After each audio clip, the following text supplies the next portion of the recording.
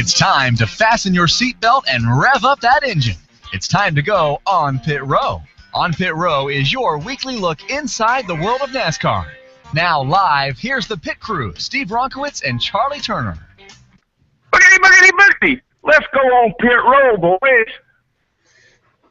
Speaking of going on Pit Row, boys, hello, boys. I'm Charlie Turner. I'm joined by Dan Beaver, Steve Ronkowitz. Hopefully shortly we'll be joined by photographer extraordinaire Beth Ann Heisler. Welcome to this week's edition of our live NASCAR Hangout on Pit Row. Hey guys, what's going on?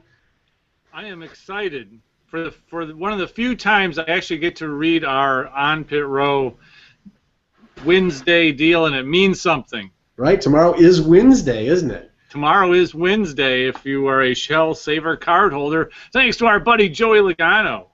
That's right. Get 22 cents a gallon for up to 50 gallons off your Shell gasoline purchase tomorrow on Wednesday if you've got one of those Shell Saver cards. So you've probably got time to go out and get one. Be worth doing that. Yeah, it would. 22 cents a gallon. That's not too bad. No. Would have been better last weekend, but that's the third. That's the third Wednesday we've had this year too. By the way, way to go, Joey. I don't think have we ever had one before? I think we had one, but yeah, three this year. I think we had one when Harvick was driving for him, maybe. Yeah, and not only that, we've had bloomin' onions up our yin-yang all year, too. Why don't you explain that, Steve, because not everybody may understand. You might think there's an affliction up here in Northwest Ohio. Well, there could be. That could be a problem, too, but... It has been a good year for crops. Yes, it has. Well, no, that's the Outback Steakhouse deal. As if I don't even know who the heck it is this year, isn't it? Newman. Yeah. So if depending on where he finishes in top 10, you get a free bloomin' onion when you go in and spend $50 or something, or $100. Who is it? Who's got to do it? It's who is it, right? Dan? You just said it's Newman, isn't it? Yeah, I think Newman brought that over with him. Newman, yeah. Well, that's yeah, right. Okay. There you go. Newman. I was going to say, I know it was Ryan Newman last year. I was having a brain fart, but yeah, Ryan Newman, because he keeps finishing in the top 10, so you can keep getting free bloomin' onions, but you got to buy a steak. So it's not free, but. If you go to Outback, you're probably going to spend that much. You might as well get the bloomin' onion. That's a deal. You might as well get the bloomin' onion, Mike. We love the freebies. So what'd you think of the Irwin Tools night race at Bristol Motor Speedway this year? I'll let Dan go first because he likes every race. So. It's like your children. There are no ugly children. There are no ugly races, but it didn't disappoint. I was one of the people in the affected market, so I had to watch it on a secondary channel with tin foil on the radios or the satellite dish. So I wasn't particularly happy about that, but it didn't disappoint. That plenty of passing at the front, plenty of passing in the middle, a couple of big wrecks. Pretty much what you expect out of Bristol. I get the impression, Steve, that you didn't like it. Oh, no, that's not true. I actually did like it. I'm, again, becoming somewhat of a fan of the Bristol night race. But, it fell out of favor for a couple years. I thought it really had lost a lot of its panache. But this year, I didn't get disappointed by it at all. I thought it was a lot of fun to watch. As Dan just said, had a little bit of this, a little bit of that, and not too much of this and not too much of that. Had a good ending to it. Not just because Joey Logano won, but it again, anytime you can come down to the end of a race, whether it be a restart or whatever it is, where it's in doubt, I think it's a good time. So I was happy with it. Yeah, I liked the race too, and you had a little bit, they have a thrown Hans device thrown in there too. That never hurts anything. Love having the projectiles on the racetrack. But did he stay close enough to his race car when he threw it for the new rule, though? That's the question. Well, I don't know. He didn't step out in traffic. I think NASCAR would have a hard time penalizing him for that because I think he had track workers on either side of him when he tossed it. So. Yeah, they didn't say that you couldn't throw anything. They just said you couldn't go on the track. Traffic to do it. Right, so. Yeah. The driver's going to have to be better aimers, is what that's going to mean. Yeah, they need to find Hans devices that have better aerodynamics to them so they can throw them harder. Or just go ahead and throw the helmet. Just realize that you're probably going to have to pay a little something to replace it, and you ought to be able to get a good arc on that sucker.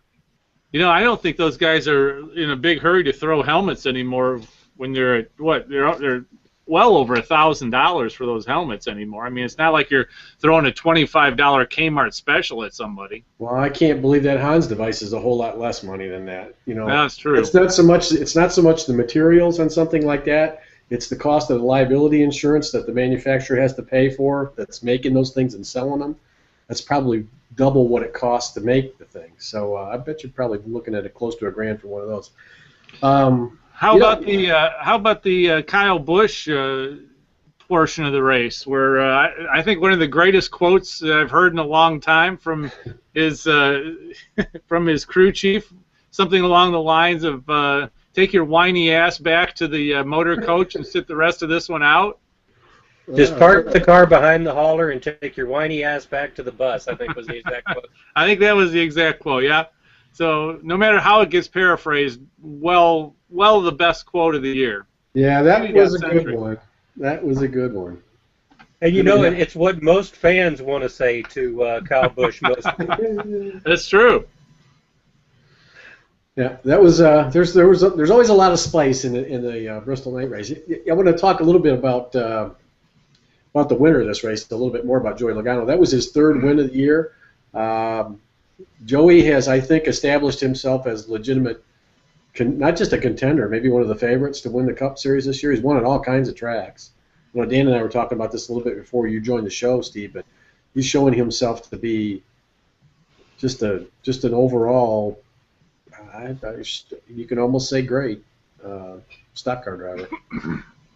Well, not only him, he and Keselowski, we talked about this before when they were looking to find the replacement, somebody to work with Keselowski, and Brad was in the talks of who he would work with.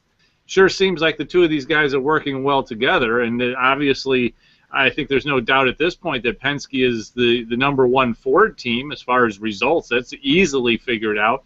And the two of them seem to be working together. The crew chiefs are working well together. The whole system's working. So I think Joey Logano at Penske and with Brad Keselowski was the right guy, the right time, and it took a year to get it all figured out, but the two of them are pretty dang good.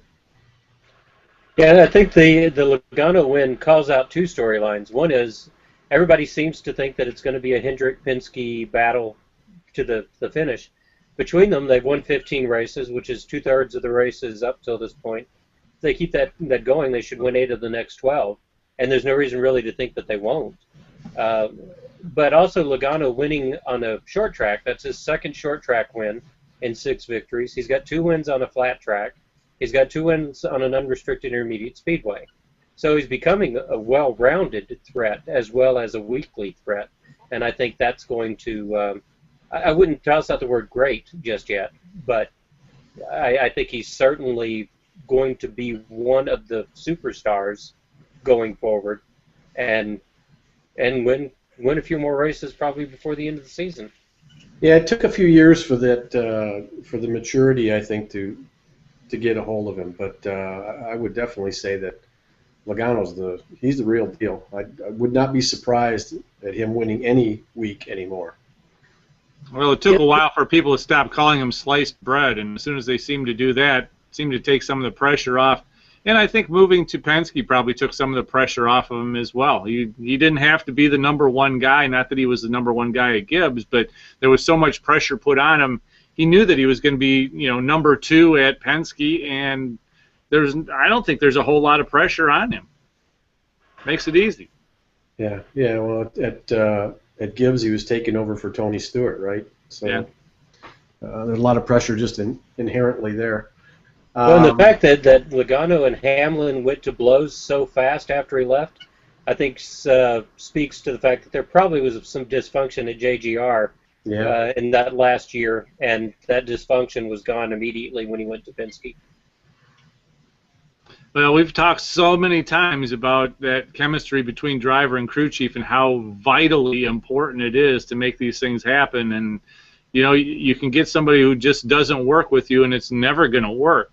I don't care who you are, but you get that combination together, and that's the key to this whole thing. You know, there is some silly season news this week that applies to Joe Gibbs Racing. Since we're talking about Gibbs, they finally made it official. Carl Edwards is going to be at Gibbs Racing. I'm shocked. Yeah. Yeah. Was that where you went? Saw that coming. Was there anything about the announcement that surprises you? And any portion of it? Anything that led to this? I'm just kind of shocked that he's there. I mean, really. I just can't believe he's driving car number 19. I mean, 19? I just don't understand it. I think the thing that I found the most shocking was that they tried to throw a red herring or something in the pre-press release. This is going to be one of the most major announcements of all time, encompassing every series that's ever raced a car. Oh yeah, it's Carl Edwards is coming to race for us. I thought the bigger news was that Orkin was going to be in Greg Biffle's car. The Fire Ant formula is going to be on the fender of the number 16. Greg will be doing commercials with big red ants. Or big red whelps. Yeah. Sorry. I had a big red ant once. She was one of my favorite ants. Oh, stop. I live in the land of fire ants. Those suckers are mean. Oh yeah, you don't want to mess around with them. That's for sure. We don't have those up here. We just have hornets and stuff like that. That's bad enough. So okay, so we had enough of Bristol. We talked enough about Bristol. Yeah, I think that pretty well sums up. It was a nice race. I was happy with it. I think they're back on track, so to speak. I thought it was a good crowd too. From looking at TV, looked like it. The crowd is finding its way back to Bristol, which is a good thing. So maybe everybody is kind of made up, and everybody's talked about the fact that the $400 a night hotel rooms around there was part of the problem. Maybe that's been solved. So I don't know, but the stands look good. I don't think there's a more spectacular TV view in NASCAR than the outside shot probably from the blimp of that racetrack under the lights. That just looks so awesome. Yeah. And now we get to go to Atlanta next week. Oh boy, now there's a talk about the yin and the yang. I really like Atlanta Motor Speedway, and always have.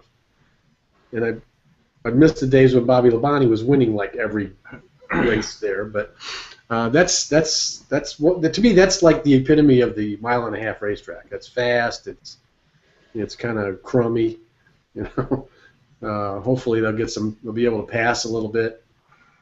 I liked it a lot better when it was a true oval until it was remade in Charlotte's image, but I'm not going to say much bad about it. Just another mile-and-a-half track now, but when it was a true oval, it was a little more challenging, it seemed. Yeah. Maybe it was the cars, too. Yeah, you're right.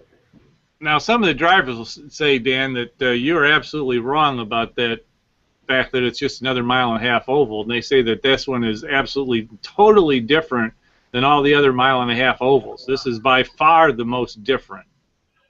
You don't think so? I think in order to accept that, they've got to prove it by having a totally different group of drivers at the front of the pack. I think the proof and the similarity of the cookie-cutter tracks is how many drivers are sweeping the top 10 and top 15. And it's still remarkable. It hasn't changed. I don't include things like Homestead or Darling in those similarly configured mile-and-a-half tracks. So it really is a subset of just the size. And it's that front leg, that front dog leg, double dog leg that makes the difference. But we are joined by the photographer for onpitrow.com, by the way, who's if you notice, her hair looks a little bit different today. See, I'm an observant guy. The rest of these guys wouldn't notice that. What's going on, Beth Ann? Oh, not much. Just hanging out. We have voice and video. So we've been talking about Bristol. We've been talking about Bristol. I know you said you watched the race. What did you think? We're kind of ready to wind up and get on to something else, but give your thoughts about the night race at Bristol this week with Joey Logano's win. Well, it's a pretty exciting ending. So, I don't know. That's pretty much all I have to say about it. Okay, well, there you go. The other news, and I asked before the show started, and I know Dan said he hadn't read about it, and I did not read the press release, but there was a test at Michigan International Speedway last week, supposedly testing out some of the things they're going to do with the 2015 version of this Sprint Cup car. Steve, do you have anything on that? Anything that you heard, or any comments by anybody? Well, basically, it doesn't seem to like they're making a big deal out of anything. Well, it's not a big deal. The one thing that did come out of it, and I don't know all the different packages that they ran, but the one that seemed to have everybody most excited was the low downforce, little bit less horsepower package. Get rid of as much downforce as possible. Cut the spoiler down, and let them drive the car. That seemed to be the one thing that was, at least in my mind, from what I heard, was the most important. So give them a chance to drive the race cars. If you're going to cut the horsepower, well, okay, I guess that's going to be all right. But cut the downforce way back and go at it. Yeah, I just wonder how many cars they had out there running together in this test. If they run in packs, do they see how they're going to handle in traffic? I don't think there were that many cars running up there for that test, were there? I didn't see an exact car count, but I know there was like 4 teams involved, so you probably figure there was 8 cars or so. Okay. Well, I'm sure they'll be doing another one before the season's out, I'm sure. Well, eventually they're going to have to come up with something, that they're going to stick with, but they don't have to necessarily do it before Daytona. And the way NASCAR is, they'll wait until the last minute if they can. So. And will they have a separate set of rules for Daytona? You never know that either. Yeah.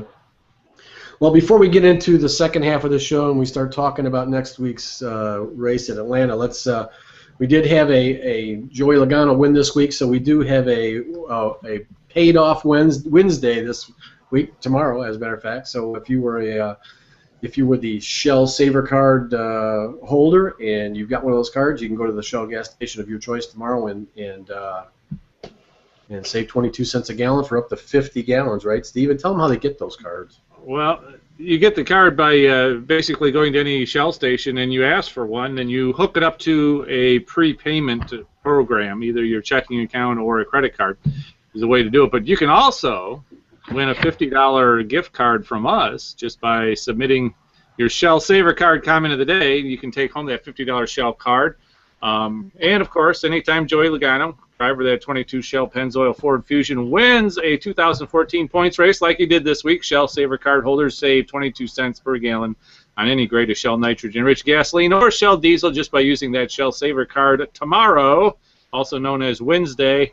Offer valid up to 25 gallons. As Charlie said, just go to shell.us/Wednesday for details. But I'm sure if you would like to get yourself set up with a Shell Saver Card, you can do that. Post haste.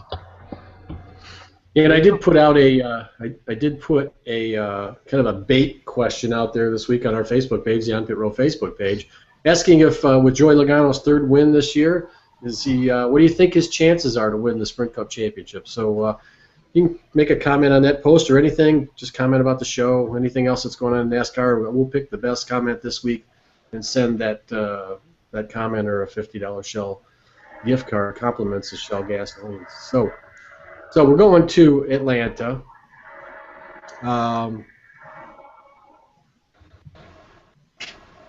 What else is going on? I'm lost. You're lost.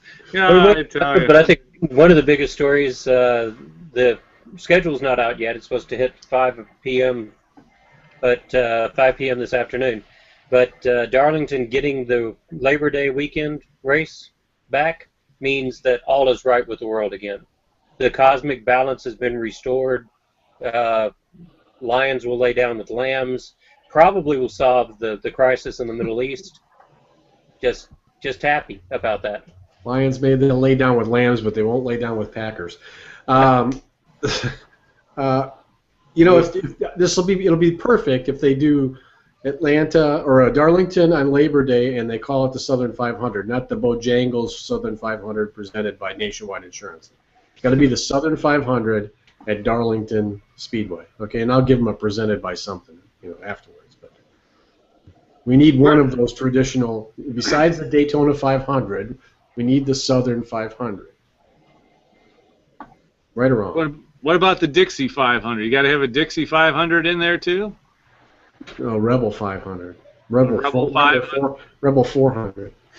That would be at Atlanta when they go there the second race of the year next year, right? Yeah, that's the other thing. It looks like, at least on the tentative schedule I saw, it looks like they're going to go to Atlanta after going to Daytona before they make the West Coast swing, which will cover Phoenix, Las Vegas, and Auto Club Speedway, if it's still called Auto Club Speedway.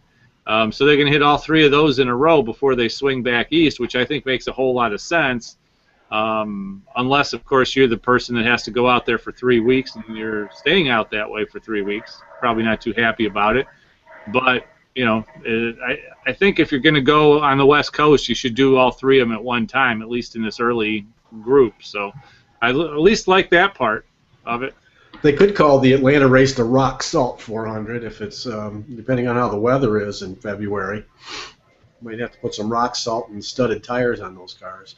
Well, remember some of those early races at Darlington or at Rockingham, it got a little chilly. Well, yeah, I mean, you have the possibility of it being extremely cold. I mean, how many times did you ever watch a Cotton Bowl game from Dallas on New Year's Eve, and it was 12 degrees and sleeting? I mean, just about every year. So even though you're in the southern part of the country, doesn't mean that you're automatically going to get good weather. So it's a crapshoot, I think, going to Atlanta that early. Yeah, well, we'll find out. Nothing ever rains on Brian Francis Parade, so I think it'll be fine. Well, we had snow in Rockingham a year or two, so yeah, it's not enough. They had snow at Bristol, and Bristol's later in the year than that. Bristol in March. I know it snowed a couple times there. Yeah, I mean, anytime I wasn't there, but I had friends who were. Anytime you're going to have any kind of racing above the above the panhandle, actually, of Florida, it's kind of iffy that early in the year. I mean, so you know, you pay your money and take your chances. The only other solution you would have would be after going to Daytona would be turn around and go to Homestead, and you're not going to do that. Yep. Unless they totally revamp the end of the schedule, and you know darn well that won't happen. They didn't happen to stick another road course race in that Sprint Cup schedule, did they? That they snuck out and didn't make a big announcement about? Not going to the Great American, what is it called? Oh. Circuit of the Americas. Circuit of the Americas? Oh, the fans have spoken out and said that they like a third NASCAR race, so no. I'm sure it's not. Yeah, that's right. It would be the popular choice, so we're not going to do it. It's our ball. We're keeping it. We're not going to be pushed around by those damn fans. Right. Well, I tell you, for a long time, it seemed like Charlie and I were, you know, blowing in the wind about having more road course races, and everybody, oh no, you know, this is a oval track series. But within the last 2 years, it's really changed a whole lot, and it seems to really have pulled up a whole lot of extra steam for people willing to at least, you know, say that they'd like to have something. At least in the nationwide series, it has. Yeah. Yeah, no doubt about that. So, you know, maybe there's hope, but I would think that this was the year that if this stuff was going to happen, it was going to happen this year with all the discussion about how they're making these changes. We'll know in a few hours, but I don't know. As with anything with NASCAR and a schedule, their major changes are probably going to be moving Darlington to Labor Day. That's going to be the major changes, plural. Yeah. Okay. Well, let's. We've come to the section of our show where we need to talk about the fantasy racing and the predictions for next week. This coming week. This will be Sunday night, right? At Atlanta Motor Speedway. Say Sunday night. 7:30. 7:30 Sunday. So that'll be kind of fun. So. Without further ado, Steve, do you have a sounder here to intro our Oh, you want me to do this to him? I usually like to wait for him to start.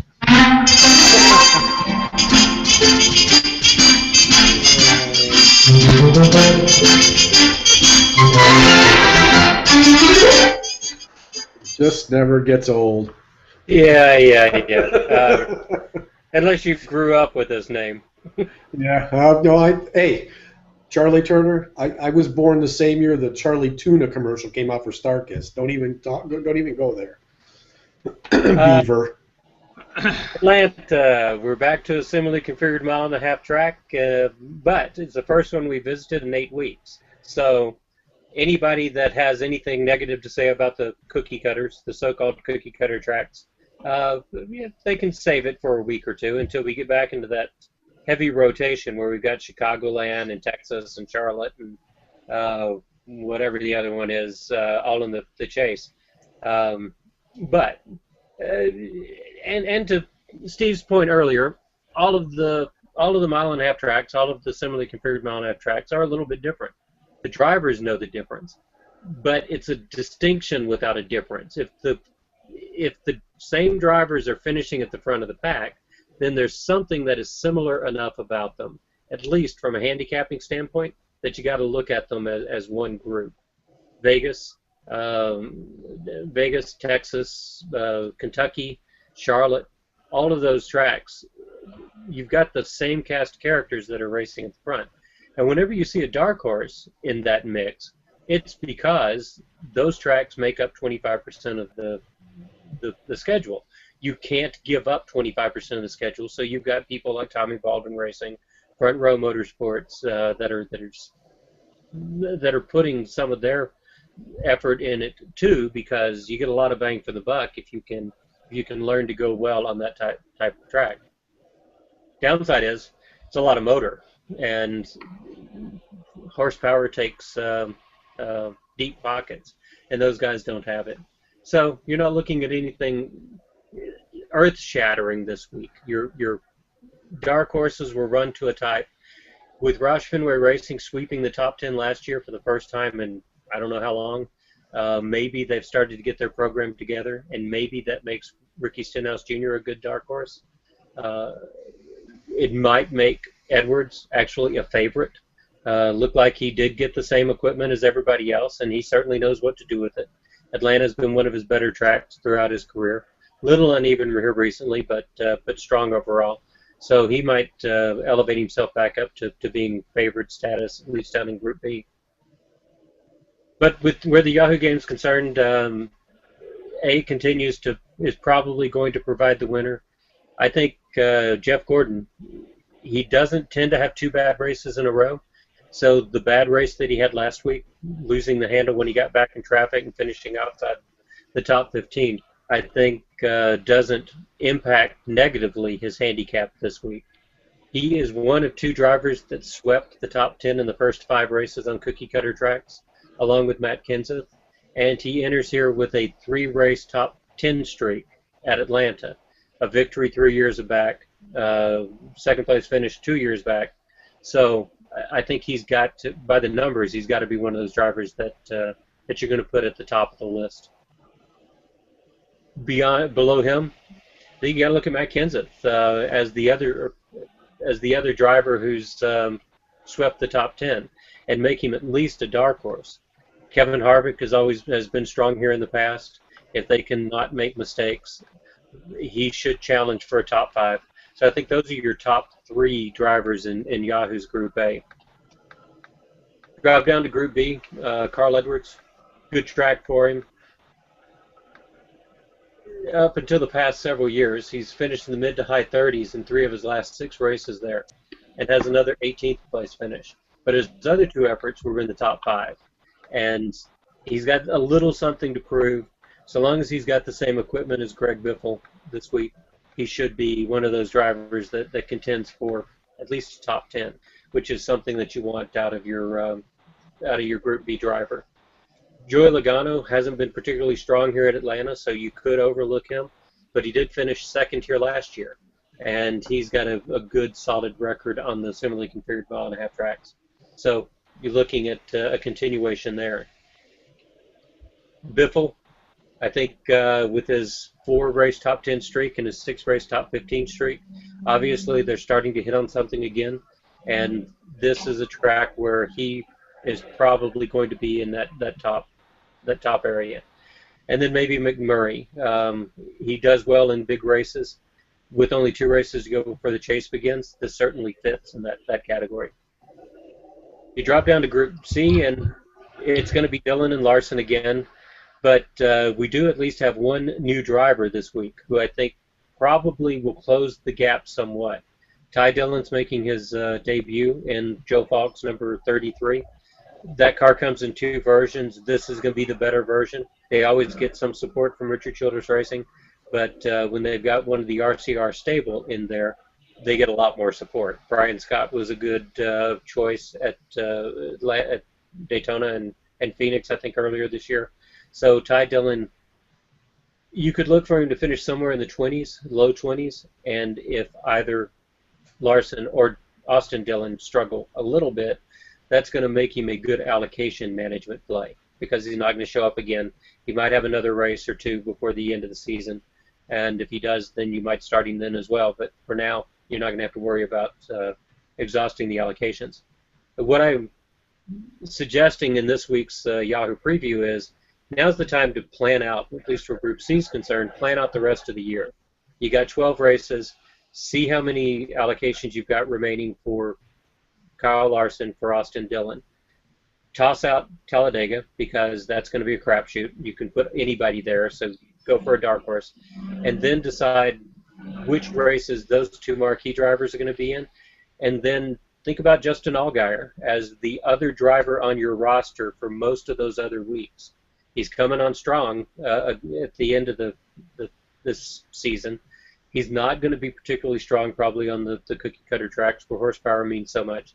But he's probably the driver, maybe Patrick, that's going to take that 3rd slot behind the 2 marquee rookies. All right, so we got to the point now where we got to make picks. How did we do last week? I don't remember. Anybody remember? Did you write the picks down, Dan? I did, and Steve's the only one who did well. Steve had Edwards. I think he's the only one with the top 10. You had Gordon. I had Vickers, and Beth had Kane. Yeah, we all struggled except for Steve. Way to go, Steve. So, Steve, you were the honcho last week. You get to go first this week. I get to go first. So as we go to the similarly configured racetracks, I will go with a similarly configured race team, and I think that Carl Edwards will win. Wow, taking Carl Edwards to block. Carl Edwards to block. Beth Ann, who are you picking? We're getting some weird background noise from your house, Beth. I don't know if you got a tiger living in that room with you or something. No, I have no idea what that would be. Sounds like you got a tiger with indigestion or something going on there. I have no idea. I don't hear anything here. Who are you picking in Atlanta? You might want to check with Max Van Sydow, though. He might be on his way there. I was actually going to go with Carl Edwards as well. Oh, wow. Beth and Steve taking the same guy?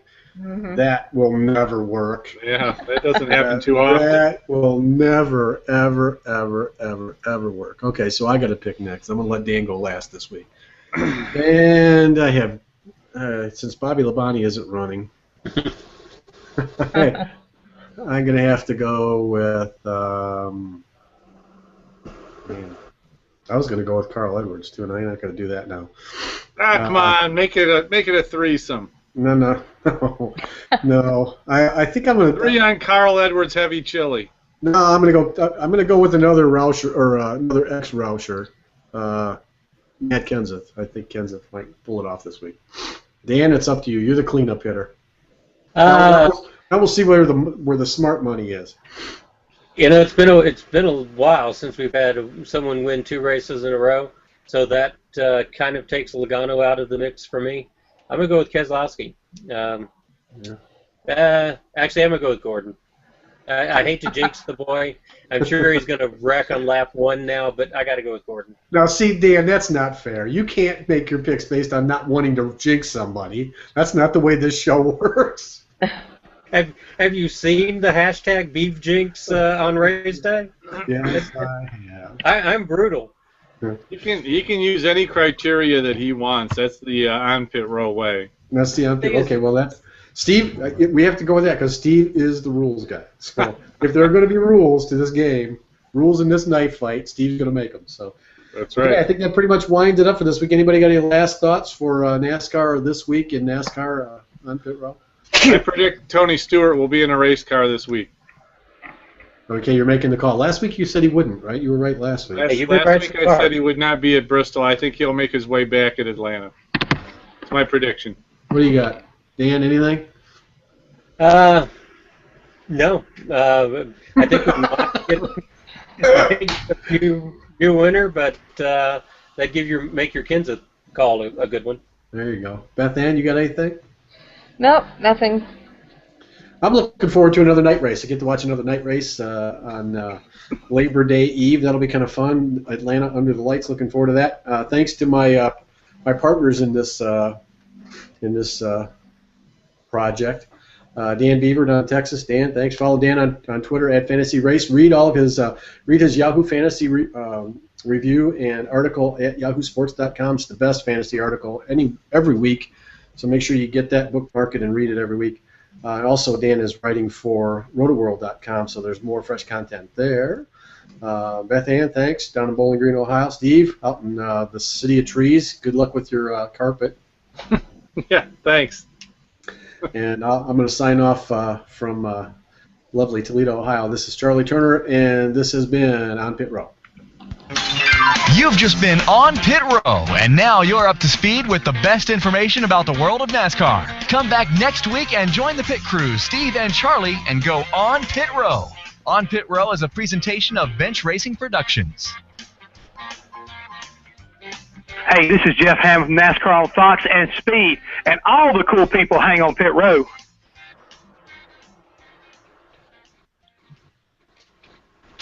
This is On Pit Row. On Pit Row.